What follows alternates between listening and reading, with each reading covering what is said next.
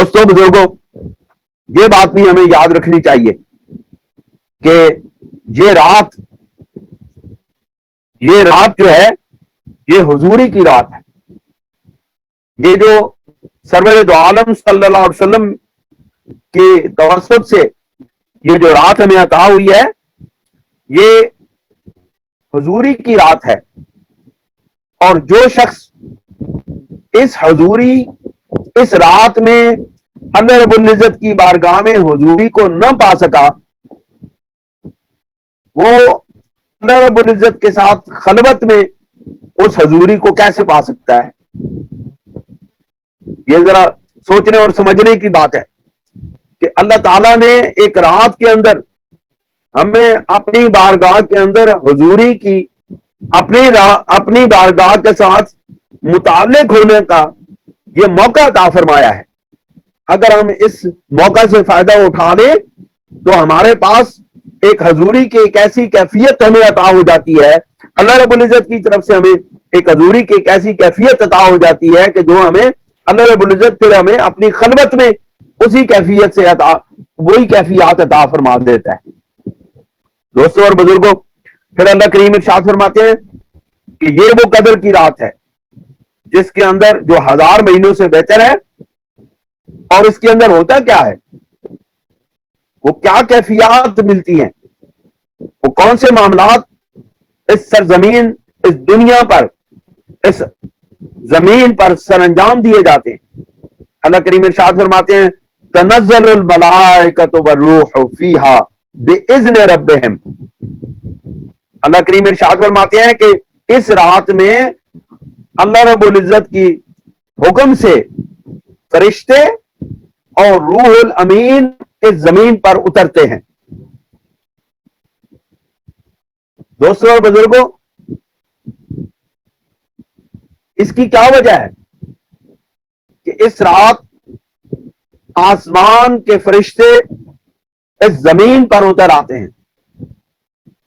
اہل اللہ نے اس کی مختلف توجیحات بیان کی ہیں.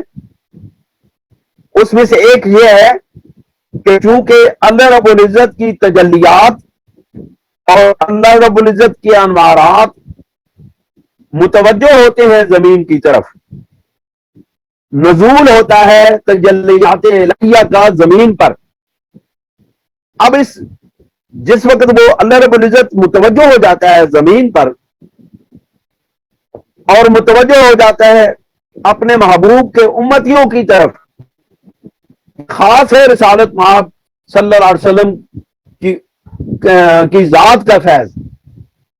یاد رکھیں، ہم تو سرور دو عالم صلی اللہ علیہ وسلم کے ایک احسان کا بدلہ نہیں چکا سکتے ہیں، لیکن یہ جو رات ہمیں سرور دو عالم صلی اللہ علیہ وسلم کے توسل سے اور آپ کے توسط سے عطا ہوئی ہے، ہم ساری زندگی اگر سجدہ شکر میں پڑے رہیں تو اسے ایک رات کا شکریہ ادا نہیں کر سکتے ہیں. اس کی وجہ یہ ہے کہ یہ وہ خاص رات ہے جو صرف سرور انبیاء علیہ الصلوۃ والسلام اور آپ کی امت کے لیے خاص کی گئی. دوستوں اور بزرگوں،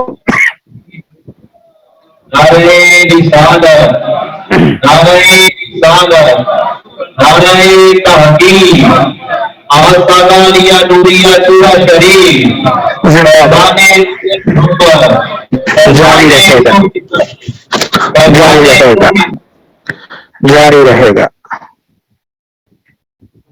سماعت فرمائے بات. اس رات اللہ رب العزت کی تجلیات حضور نبی کریم علیہ الصلوۃ والسلام کی امت کی طرف متوجہ ہوتی ہیں، جس کی وجہ سے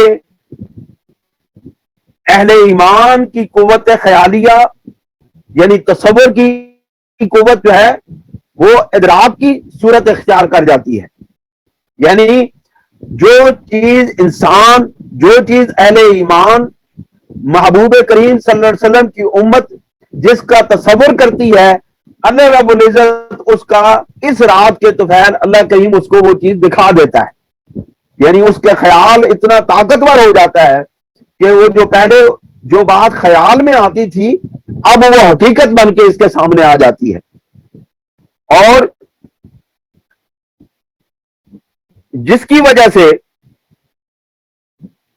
اللہ رب العزت کی توجہات جب زمین پر حضور نبی کریم صلی اللہ علیہ وسلم کے امتیوں کی طرف متوجہ ہوتی ہے تو اس توجہ کے یہ اثر ہوتا ہے کہ عالم بالا کے جتنے ملائک ہیں، عالم بالا کے جتنے ملائک ہیں، وہ اس فیض کو حاصل کرنے کے لیے، وہ ان انوارات اور تجلیات سے مستفید ہونے کے لیے جو امت مصطفیٰ کے حصے میں آئی ہوتی ہیں، جو امت مصطفیٰ کو مل رہی ہوتی ہیں، ان انوارات اور ان تجلیات الہیہ سے مستفید ہونے کے لیے زمین پر اتر آتے ہیں۔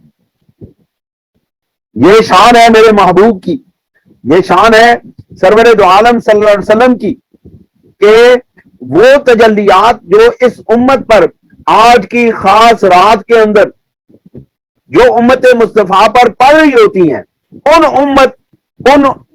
انوارات سے کچھ حصہ لینے کے لیے فرشتے زمین پر اتر آتے ہیں۔ یہ تنزل الملائکۃ والروح ہے۔ اس کی وجہ یہ ہے کہ اس رات اللہ رب العزت کامل طور پر اہل ایمان کے قلوب کی طرف متوجہ ہوتے ہیں۔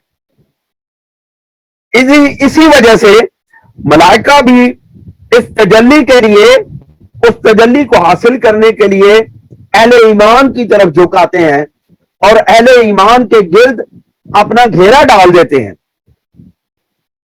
اور یہی چیز جو ہے، اسی چیز کو، اسی صفت کو نزول ملائکہ کہتے ہیں۔ دوستوں اور بزرگوں، یہ جو زمین ہے، یہ کیا ہے؟ یہ عالم شہادت ہے، اور جو عالم بالا ہے وہ عالم غیب ہے۔ آج کی رات اللہ رب العزت کے فیض سے، اللہ رب العزت کے کرم سے عالم غیب، عالم شہادت کی طرف متوجہ ہو جاتا ہے، یعنی غیبی خزانے ظاہر کی طرف متوجہ ہو جاتے ہیں، جس کی وجہ سے اہل ایمان کے قلوب کے اندر ایک ایسی کیفیت پیدا ہوتی ہے جو ان اہل ایمان کو عالم بالا کی طرف کھینچتی ہے۔ حالانکہ عجیب بات یہ ہے کہ اس رات یعنی شب قدر کو عالم بالا کے جو صاحبان عالم بالا ہیں یعنی ملائکہ، وہ زمین کی طرف متوجہ ہوتے ہیں، جبکہ عالم غیب عالم شہادت سے مل جاتا ہے، یعنی فرشتے آ کر کے اہل ایمان سے مل جاتے ہیں اور ان کو اپنے دامن میں سمیٹ لیتے ہیں۔ تو پھر کیا ہوتا ہے؟ پھر اہل ایمان کے قلوب کے اندر ایک ایسی کیفیت پیدا ہو جاتی ہے جو اگر کیفیت کامل کیفیت ہو جائے، جو کیفیت اگر باقی تمام علائشوں سے پاک ہو جائے، دنیاوی معاملات سے پاک ہو جائے، تو اللہ تعالیٰ اپنے مومن بندوں کو ایسے ایسے انکشافات عطا فرما دیتا ہے، اس پر راز حیات کا انکشاف ہوتا ہے، اس پر راز کائنات کا انکشاف ہوتا ہے، اس کے قلوب کے اندر اللہ رب العزت اپنے راز ڈال دیتا ہے، اور اللہ رب العزت اس بندے کو اپنا رازداں بنا لیتا ہے، اللہ رب العزت اس کو اپنا عارف کامل بنا لیتا ہے، عارف باللہ بنا لیتا ہے۔ دوستو، یہاں پر ایک سوال پیدا ہوتا ہے کہ مولا کریم، تیری عنایتیں تو ہر وقت ہیں، تیری عنایتیں تو کسی چیز کے ساتھ خاص نہیں ہیں، تیری عنایتیں جس طرح رات کو ہیں اسی طرح دن کو ہیں، لیکن مولا کریم تو نے اپنے تجلیات کو، اپنے انوارات کو نازل کرنے کے لیے رات کو کیوں چنا ہے؟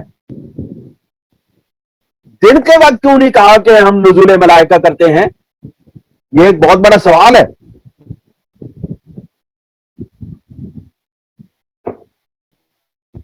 کہ نہیں شبیر صاحب؟ یہ ایک بہت بڑا سوال ہے کہ وہ قدرت والا مالک، وہ شان والا مالک اس بات پر قادر ہے کہ وہ نزول ملائکہ دن کے وقت بھی کر سکتا ہے اور کسی بھی وقت کر سکتا ہے. وہ اپنی تجلیات دن کے وقت بھی کر سکتا ہے اور رات کے وقت بھی کر سکتا ہے, دوپہر کے وقت بھی کر سکتا ہے, صبح کے وقت بھی کر سکتا ہے. لیکن مولا کریم تو نے اس میں کیا راز ہے یا اللہ, اس میں کیا راز کی بات ہے کہ تو نے اپنے تجلیات کے نزول کے لیے, ملائکہ کے نزول کے لیے تو نے آخر رات کو کیوں چنا ہے؟ یہ سوال ہے. اس سوال کا جواب کیا ہے؟ اس سوال کا جواب یہ ہے کہ جیسے میں پہلے عرض کر رہا ہوں کہ دن کی نسبت, دن کی جو مناسبت ہے وہ عالم شہادت کے ساتھ ہے, دن کی مناسبت عالم ظاہر کے ساتھ ہے, دن کی مناسبت نظر آنے والی چیزوں کے ساتھ ہے, جبکہ رات کی مناسبت عالم غیب کے ساتھ ہے. رات کی مناسبت عالم غیب کے ساتھ ہے, رات کی مناسبت نظر نہ آنے والی چیزوں کے ساتھ ہے, جس کو غیر مرئی دنیا کہتے ہیں. رات کے وقت نظر نہیں آتا, دن کے وقت ہر چیز نظر آتی ہے. اللہ رب العزت نے اس کی اللہ نے یہ توجیہ بیان کی ہے. اللہ تعالیٰ کے بندے جن پر اللہ تعالیٰ کا فیض اور کرم ہوتا ہے, اللہ تعالیٰ ان کے قلوب کو منور کرتا ہے, تو اللہ تعالیٰ ان کے دلوں کے اندر قرآن مجید کے معرف ڈال دیتا ہے. تو انہی اللہ تعالیٰ کے بندوں کا فیض ہم جیسے گناہگار بندوں کو مل جاتا ہے, اور ان معارف سے اللہ تعالیٰ اپنے گناہگار بندوں کو مستفیض فرما دیتا ہے. انہی میں سے یہ ایک بات ہے, اللہ کے بندوں کی بتائی ہوئی ایک بات یہ ہے کہ رات میں نزول ملائکہ کا مقصد یہ ہے کہ تاکہ عالم غیب کے ساتھ جو رات کی مناسبت ہے اس کے اندر جو اسرار و رموز ہیں ان کو اللہ تعالیٰ اپنے محبوب کے غلاموں کے قلوب پر منکشف کر دے.